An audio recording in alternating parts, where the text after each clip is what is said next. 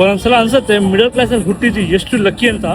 ಯಾಕೆ ಅಂದರೆ ನಾವು ಇರೋ ಟೈಮಲ್ಲಿ ನಾವು ಹಾಳಾಗೋಣ ಅಂದರೂ ನಮ್ಮ ಹತ್ರ ದುಡ್ಡು ಇರಲಿಲ್ಲ. 10 ರೂಪಾಯಿ ಇರಲಿಲ್ಲ ಲಿಟ್ರಲಿ, ಆಯಿತಾ.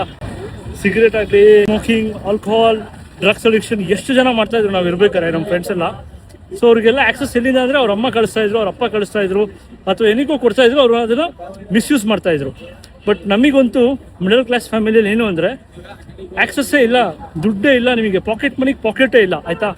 ಸೊ ಇರೋದ್ರಲ್ಲೇ ನಾವು ಹ್ಯಾಂಡಲ್ ಮಾಡಬೇಕು, ಇರೋದ್ರಲ್ಲೇ ಅಡ್ಜಸ್ಟಿಂಗ್ ಲೈಫ್ ನಮ್ಮದೆಲ್ಲ ಅಡ್ಜಸ್ಟ್ ಮಾಡಿನೇ ಬಂದಿರೋದು ನಾವು.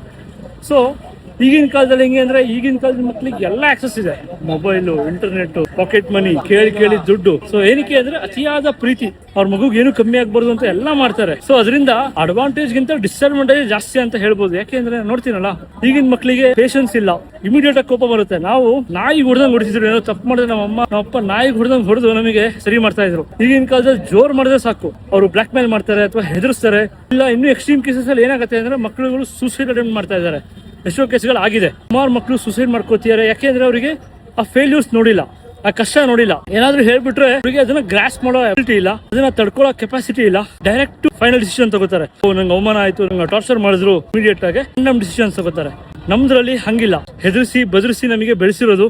ಪ್ರೀತಿಯಿಂದನೂ ಹೇಳ್ತಾ ಇದ್ರು, ಬಟ್ ನಾವು ಕೇಳ್ತಿರ್ಲಿಲ್ಲ. ಸೊ ದಂಡಂ ದಶಗುಣಂ, ಹೊಡೆದಿ ಬಡ್ದಿನ ನಮ್ಗೆ ಸರಿ ಮಾಡಬೇಕಿತ್ತು, ಸರಿ ಮಾಡಿದ್ದಾರೆ.